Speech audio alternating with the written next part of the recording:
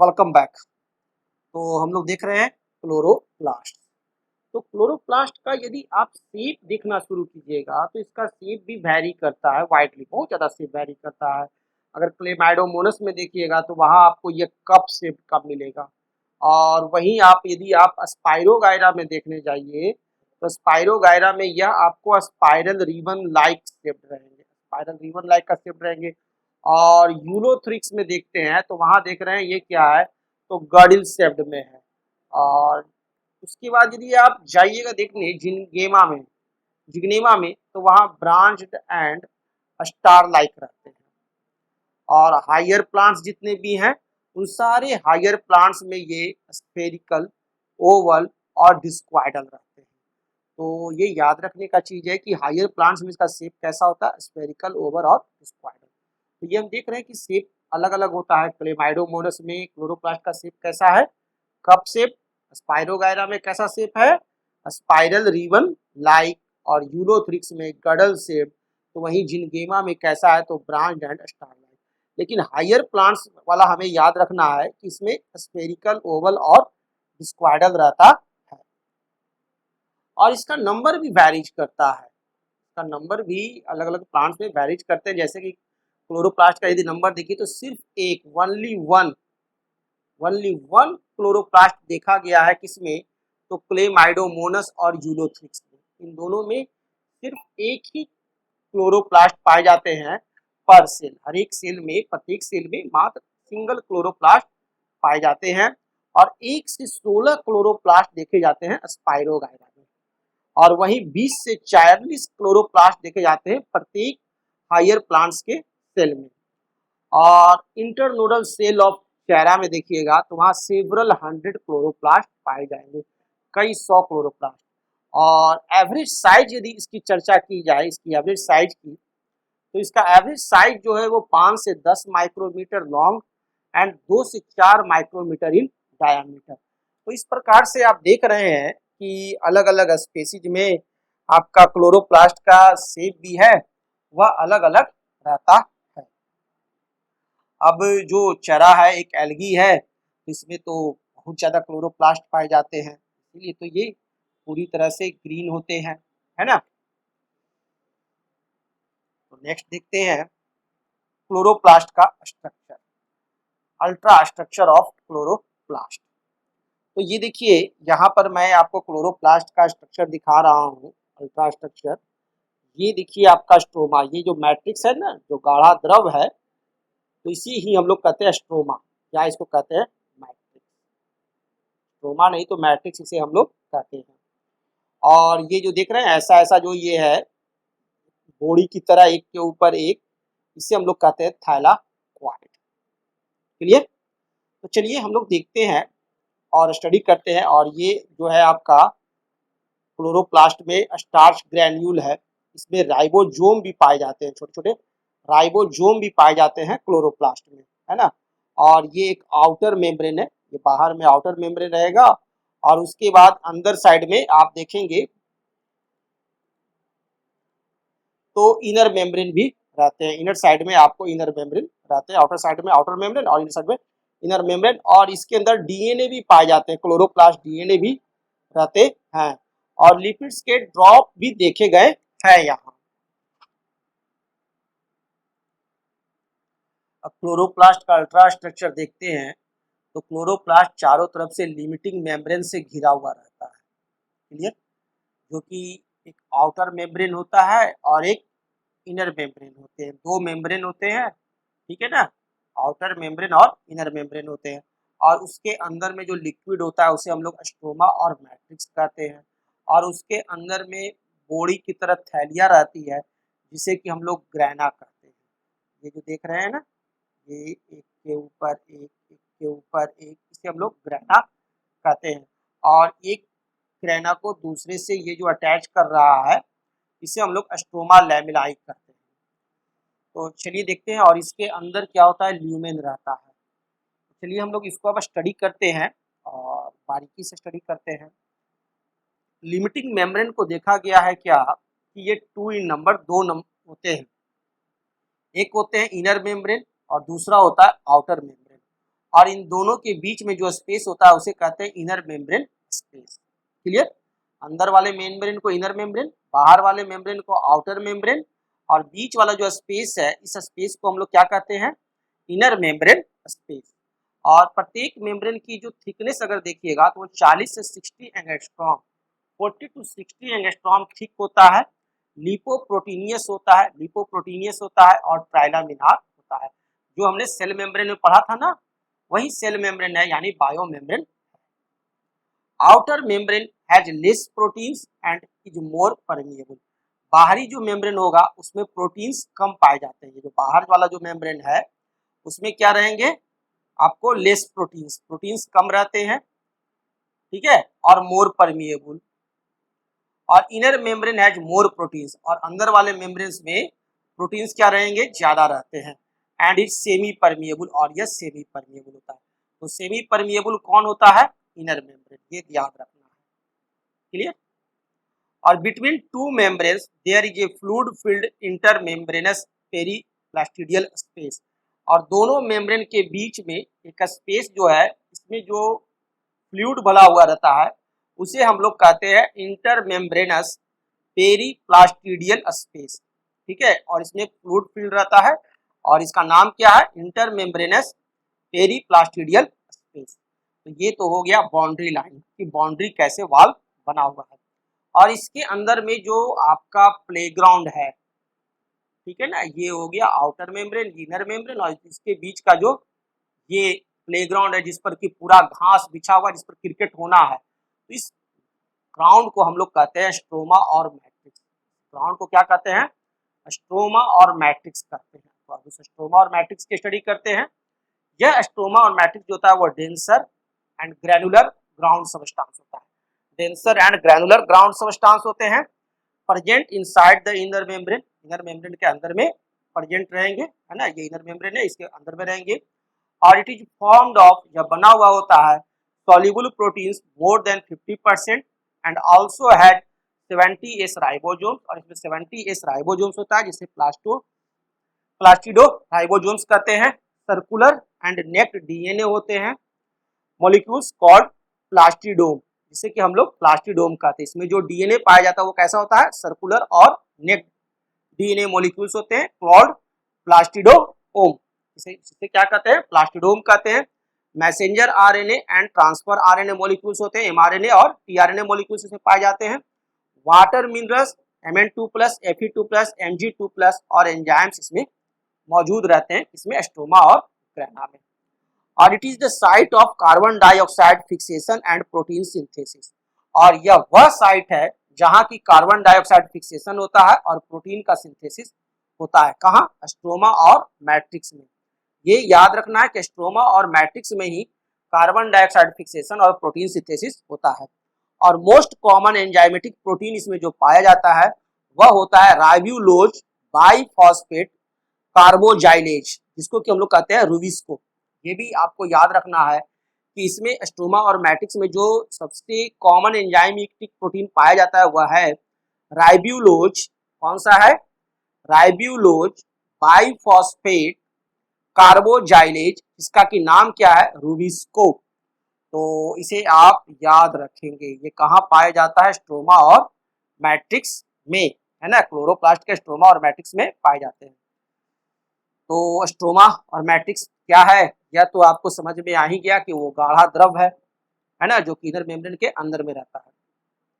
अब तीसरा हम लोग देखते हैं क्या, वो हम लोग का अगला जो टॉपिक है वो है ग्रैना। तो इस ग्रैना की स्टडी हम लोग करते हैं। ग्रैना क्या होता है? तो देखिए, जो आप ये जो बोड़िया जो देख रहे हैं ना, ये जितनी भी बोड़िया हैं ये सब क्या है? ग्रैना है, ये सब है ना ग्रैना। इसी ग्रैना को हम लोग स्टडी करेंगे और देखेंगे। तो आप देखेंगे कि ये ग्रैनम है, ठीक है, और प्रत्येक एक बोड़ी को हम लोग कहते हैं क्या? थैलाक्वाइड। एक बोड़ी को कहेंगे थैलाक्वाइड, थैलाक्वाइड, थैलाक्वाइड, थैलाक्वाइड, और ग्रुप ऑफ 4 थैलाक्वाइड्स को हम लोग कहेंगे क्या? ग्रैनम। तो इस तरह से ये आपका एक बंच ग्रैनम ग्रैनम ग्रैनम, ये ग्रैना हो गया। क्लियर है? तो ग्रैना क्या होता है ये आपको क्लियर हो गया है। थैलाक्वाइड क्या होता है वो भी समझ में आ गया। तो देखिए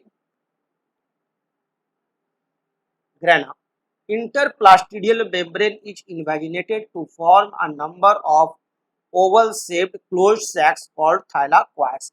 अंदर में देखिएगा तो इंटरप्लास्टिडियल मेम्ब्रेन के अंदर में, ठीक है ना, आपको जो होते हैं वो क्या होते हैं, इस तरह से स्टैक सैक्स बनाए हुए रहते हैं, यानी बोड़े की तरह, ठीक है, शेप्ड क्लोज्ड सैक्स रहते हैं, जिस सैक्स को हम लोग कहते हैं क्या, थाइलाकोइड। जैसे कि या एक शेप है, एक ये हो गया बोड़ी थैलाक्वाइड, दूसरा थैलाक्वाइड, तीसरा थैलाक्वाइड, चौथा थैलाक्वाइड, और ये group of 4 thylakoid is called as one granum. Granum singular word है और प्लूरल वर्ड है ग्रैनम। क्लियर? तो एक ये ग्रैनम हो गया और ये दूसरा ग्रैनम हो गया, 2 ग्रैनम है। ये देखिए यहाँ दिखा रहे, एक ग्रैनम, दूसरा ग्रैनम, तीसरा ग्रैनम, इस तरह से ग्रैना है। Thylakoids are structural and functional elements of chloroplast. जिस तरह से बॉडी का structural and functional element cell होता है, उसी तरह से क्लोरोप्लास्ट का स्ट्रक्चरल और फंक्शनल एलिमेंट्स कौन है, thylakoids. Structural and functional elements of chloroplast is thylakoids. These thylakoids contain all the requirements of light reactions। और जितनी भी तरह की लाइट रिएक्शंस होती है, ठीक है, फोटोसिंथेसिस के, वो सारे के सारे कहाँ होते हैं, इसी थैलाकोइड्स में होते हैं। और उसके लिए सारे तरह के रिक्वायरमेंट्स यहाँ मौजूद रहते हैं, जैसे कि pigments like chlorophyll, carotenoids, plastoquinone, plastocyanin etc that are involve in photosynthesis. ये सब चीजें जो कि फोटोसिंथेसिस में इन्वॉल्व होते हैं, वो सारी चीजें जो क्लोरोफिल है, कैरोटीनॉइड्स है, प्लास्टोक्विनाइन है, प्लास्टोसाइनिन है, ये सब कहाँ पाए जाते हैं, थैलाकोइड्स नामक बॉडी में। ये जो बॉडी है थैलाकोइड्स, इसी में पाया जाता है क्लोरोफिल, इसी में पाए जाते हैं कैरोटीनॉइड्स, इसी में पाए जाते हैं प्लास्टोक्विनाइन, इसी में पाए जाते हैं प्लास्टोसाइनिन। क्लियर? और प्रत्येक थैलाकोइड को यदि देखिए आप, तो इंट्राथैलाकोइड स्पेस होता है, उसके अंदर में इंट्राथैलाकोइड स्पेस होता है, जिसे कि कहते हैं क्या, लोक्यूलस। ये जो थैलाकोइड है, इसके अंदर जो स्पेस है, उस स्पेस को हम लोग कहते हैं क्या, लोक्यूलस। ठीक है, इसे क्या कहेंगे, लोक्यूलस कहेंगे। Bounded by a unit membrane, जो कि यूनिट मेम्ब्रेन से ये बाउंडेड है। Among the inner space of thylakoid membrane, there are number of small rounded paracrystalline bodies, और इसके अंदर और भी छोटे छोटे पैराक्रिस्टलाइन बॉडीज होते हैं, जिसको कि कहते हैं हम लोग क्या, क्वांटा जोन्स। इसी के अंदर, इसी थैलाकोइड के अंदर क्या पाए जाते हैं, लोक्यूलस पाए जाते हैं। नंबर 1 लोक्यूलस क्या हो गया, ये जो स्पेस जो है ना, ये स्पेस को कहते हैं हम लोग क्या, लोक्यूलस। और छोटे छोटे इसमें जो कह सकते हैं आपकी, जैसे कि बोड़ी है और बोड़ी में गेहूं रखा हुआ है, तो वो गेहूं जो है के दाने जो है वो क्या है, क्वांटा जोन्स। तो वो क्वांटा जोन्स जो है वो कहाँ पाए जाते हैं, इस थैलाकोइड्स में पाए जाते हैं। और क्वांटा जोम इज द फोटोसिंथेटिक यूनिट, और ये क्वांटा जोम है वही फोटोसिंथेटिक यूनिट है। कौन है फोटोसिंथेटिक यूनिट, तो क्वांटा जोम, which can trap a mole of quantum of light and can bring about photosynthesis act, जो कि आपको क्या करते हैं, फोटोसिंथेसिस में भाग लेते हैं। और प्रत्येक जो क्वांटा जोम है, ईच क्वांटा जोम contains about 230 chlorophyll molecules and other photosynthetic pigment. अब ये जो छोटा छोटा इसके अंदर, इस बॉडी जो है, ये जो बड़ा वाला बॉडी जिसको कि थैलाकोइड कहते हैं, अब इस ये जो थैलाकोइड है, इस थैलाकोइड के अंदर में ये जो छोटा छोटा जो बॉडी है, इसे हम लोग क्या कहते हैं, क्वांटा जोम। ठीक है, इसके अंदर छोटा छोटा बॉडी है। कहने का अर्थ हो गया कि आपको मैं ऐसे समझा सकता हूँ, ध्यान दीजिएगा सब लोग, देखिए ये ऐसे समझिए कि एक बॉडी है, दिस इज थैलाकोइड, यह थैलाकोइड हो गया। क्लियर? और इस थैलाकोइड के अंदर का जो स्पेस है, इस स्पेस को हम लोग क्या कहते हैं, लोक्यूलस कहते हैं। और इस लोक्यूलस के स्पेस में क्या है कि 5-5 किलो का पॉलिथीन है। ठीक है, 5-5 किलो का पॉलिथीन का पैक है। अब इस प्रत्येक पॉलिथीन के पैक को हम लोग क्या कहते हैं, क्वांटा जोम कहते हैं। अब इस क्वांटा जोम में क्या है, इस पॉलिथीन पैक में क्या है, अंदर में बहुत सा आलू रखा हुआ है। ये आलू नहीं, यहाँ पर प्रत्येक में 230 क्लोरोफिल मॉलिक्यूल्स रखे हुए हैं। प्रत्येक पॉलिथीन के डिब्बे में 230 क्लोरोफिल मॉलिक्यूल्स रखे हुए हैं। इस तरह से आपका थैलाकोइड का स्ट्रक्चर होता है। यानी थैलाकोइड में आपको जो स्पेस है उसे हम लोग क्या कहते हैं, लॉक्यूलस कहते हैं, और इसके अंदर छोटे छोटे जो पाउच होते हैं उसे हम लोग क्या कहते हैं, क्वांटाजोम कहते हैं। क्वांटाजोम क्या है, फोटोसिंथेटिक यूनिट है, और प्रत्येक क्वांटोजोम में आपको 230 क्लोरोफिल मॉलिक्यूल्स होता है। Each quantasome contain about 230 chlorophyll molecules and other photosynthetic pigments. तो ये लाइन भी आपको याद रखना है। क्लियर, याद हो गया होगा, इतनी बार मैं बोलता हूं। और in eukaryotic plant cells a number of thylakoids are superimposed like a pile of coins to form a granum। और ये जो थैलाक्वाइड्स जो होते हैं, इसमें जो ये इस तरह से आपको एक के ऊपर दूसरा ये जो बॉडी है, ये ग्रुप ऑफ थैलाक्वाइड्स को हम लोग क्या कहते हैं, ग्रैनम कहते हैं, है ना। जैसे कि हम लोग कहते हैं ना, वन डोजन में 12 होते हैं, उसी तरह से ये ग्रुप ऑफ थैलाक्वाइड्स को हम लोग क्या कहते हैं, ग्रैनम कहते हैं। Clear. The number of thylakoid in granum ranges from 10 to 100। और ये जो ग्रैनम का जो में थैलाक्वाइड्स होते हैं, एक ग्रैनम में लेकर के 10 से लेकर 100 थैलाक्वाइड्स हो सकते हैं। एक ग्रैनम में क्या हो सकते हैं, 10 to 100 थैलाक्वाइड्स हो सकते हैं। ये आपको नोट डाउन, ये याद रखो कि एक ग्रैनम में कितने थैलाक्वाइड्स हो सकते हैं, 10 to 100, 10 से लेकर 100। जितना मजबूत आदमी उतना ज्यादा बोरियां लेके भागेगा, तो कोई 10 बोरी लेके भाग रहा है, कोई 15 बोरी लेके भाग रहा है, तो जो भी आदमी जितना बोरी लेके भाग रहा है उसे कह रहे हैं ग्रैनम। ठीक है, तो 10 से 100 का रेंज होता है, 10 to 100। The number of grana per chlorophyll also varies widely, that is 1 granum per chloroplast in Euglena. Euglena में तो एक ग्रैनम ही होते हैं एक क्लोरोप्लास्ट में, और वहीं देखिए तो 40 से 60 ग्रैना पर क्लोरोप्लास्ट इन स्पाइनेच। और स्पाइनेच में देखिए तो आपको एक क्लोरोप्लास्ट में 40 से 60 ग्रैना होते हैं। स्पाइनेच साग, हरी साग, इसलिए तो कहते हैं खाने के लिए। Adjacent grana are interconnected by flat tubules called stroma, lamellae और फ्रेट्स। और एक ग्रैना की ये जो बॉडी है, ये जो एक ग्रैना है और ये दूसरा ग्रैना है, ये एक दूसरे से अटैच जिससे होता है, उस लाइन को हम लोग कहते हैं क्या, स्ट्रोमा, लैमेलाई और फ्रेट्स। ठीक है, उसे क्या कहते हैं, स्ट्रोमा, लैमेलाई और फ्रेट्स। ये क्या होते हैं, एडजेसेंट ग्रैना जो होते हैं, आसपास के जो ग्रैना होते हैं वो इंटरकनेक्टेड होते हैं किससे, फ्लैट ट्यूब्यूल से। तो उस फ्लैट ट्यूब्यूल्स को हम लोग क्या कहते हैं, स्ट्रोमाल, लैमेलाई या फ्रेट्स कहते हैं। अब ठीक माइटोकॉन्ड्रिया की तरह आपका क्लोरोप्लास्ट भी जो है वह सेमी ऑटोनोमस ऑर्गेनेल्स है। क्यों, क्योंकि इसमें डीएनए भी पाए जाते हैं, आरएनए भी पाए जाते हैं, राइबोसोम्स भी पाए जाते हैं, और एटीपी सिंथेसिस करने वाले भी सम प्रोटीन्स पाए जाते हैं। यानी डीएनए बनाने वाले, आरएनए, राइबोसोम्स और एटीपी सिंथेसिस करने वाले कुछ प्रोटीन्स मौजूद रहते हैं, जिसके चलते हम लोग क्लोरोप्लास्ट को भी क्या कहते हैं, सेमी ऑटोनोमस। यानी आपको ये लाइन तो याद रखना है कि माइटोकॉन्ड्रिया और क्लोरोप्लास्ट ये दोनों का दोनों क्या है, सेमी ऑटोनोमस ऑर्गेनेल्स है। ठीक है ना, दो ही सेल ऑर्गेनेल्स हैं सेल के अंदर जो कि सेमी ऑटोनोमस होते हैं। while for some other proteins these depend upon nuclear DNA and cytoplasmic ribosomes। और कुछ ही प्रोटीन्स के लिए वो न्यूक्लियर डीएनए और साइटोप्लाज्मिक राइबोसोम्स पर डिपेंड करते हैं, माइटोकॉन्ड्रिया और क्लोरोप्लास्ट। नहीं तो बाकी तो इसमें खुद भी मौजूद रहते हैं। और क्लोरोप्लास्ट का जो फंक्शन है वह देखिए तो these are the sites of photosynthesis. Photosynthesis का साइट जो है वो कौन है, क्लोरोप्लास्ट। इसीलिए इसको कहते हैं किचन ऑफ सेल। सेल का किचन है कौन, chloroplast. These evolve oxygen for respiration, या रेस्पिरेशन इवॉल्व करता है, निकालता है रेस्पिरेशन। ठीक है, these store the starch in proteinaceous bodies called pyrenoids in algal form. और ये देखा गया है कि स्टोर भी करता है यह starch in the proteinaceous body called pyrenoids in algal forms.